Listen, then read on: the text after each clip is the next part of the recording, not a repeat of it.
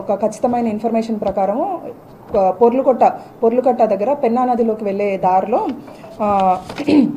రంజిత్ నాయక్ అని చెప్పి ఇతను ఒరిస్సా నుంచి గంజాయి తీసుకొని వచ్చి మిగతా A2 నుంచి A4 వరకు ఎవరైతే ఉన్నారో భాను ప్రకాష్, హుస్సేన్, వంశీకృష్ణ, రఫీ వీళ్ళందరూ ఇక్కడ లోకల్ పెడ్లర్స్ అనమాట. అక్కడ అతను తక్కువ రేట్కి అంటే కేజీ ఒక 5,000 అట్లా తీసుకొచ్చి వీళ్ళ వరకు రీచ్ అయ్యేసరికి కన్జ్యూమర్స్ వరకు వెళ్ళేసరికి ఫైనల్గా అది ఆల్మోస్ట్ 50,000 రూపీస్ వరకు వెళ్తుంది రేటు.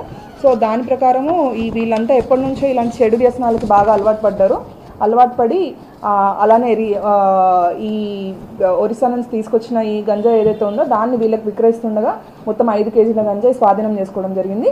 వీళ్ళపైన ప్రాపర్గా NDPS సెక్షన్స్ ప్రకారం కేసెస్ పెట్టడం జరిగింది. వీళ్ళని ఇప్పుడు రిమాండ్కి పంపిస్తాము.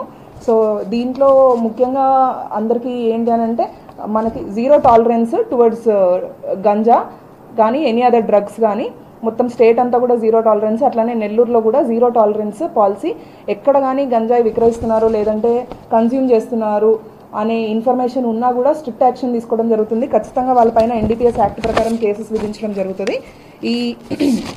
ఈ ముఖ్యంగా యూత్కి చెప్పేది ఏంటి అని అంటే ఈ డ్రగ్స్ ఇలాంటివన్నీ టెంపరీగా మీకు హ్యాపీనెస్ అనేవి ఇస్తాయి, బట్ లైఫ్ లాంగ్ మీరు చాలా ఇబ్బంది పడాల్సి వస్తుంది. ఒక్కసారి NDPS కేసు పెట్టాము అని అంటే మీకు ఎలాంటి ఉద్యోగాలు కానీ ఏమి రావు. మీ ఫ్యూచర్ అంతా అసలు అంధకారంగా మారుతుంది. సో ఇవి ముఖ్యంగా గుర్తుంచుకోవాలి. అట్లానే మేము స్పెషల్ టీమ్స్ అనేది ఫామ్ చేసి ఈ మెయిన్గా ఎక్కడైతే గంజాయి విక్రయిస్తున్నారో అంటే ఈవినింగ్ టైము ఏవైతే ఇంటీరియర్ ఏరియాస్ ఉంటాయో లేకపోతే కొంచెం చీకటి ప్రదేశాలు కావచ్చు లేకపోతే కాలేజెస్ దగ్గర స్కూల్స్ దగ్గర ఇట్లాంటి వాటి వద్ద నిఘా పెట్టడం జరిగింది. మా దగ్గర ఎవరైతే కన్స్యూమ్ చేస్తున్నారు అనే లిస్ట్ అనేది మేము తెప్పించుకోవడం జరుగుతుంది. వాళ్ళపైన కూడా మేము యాక్షన్ తీసుకోవడం జరుగుతుంది. సో ఇవన్నీ గుర్తుంచుకొని ఇట్లాంటి చెడు వ్యసనాలకి వెళ్ళకూడదు అని చెప్పి నేను మరీ రిక్వెస్ట్ చేస్తున్నాను యూత్ని.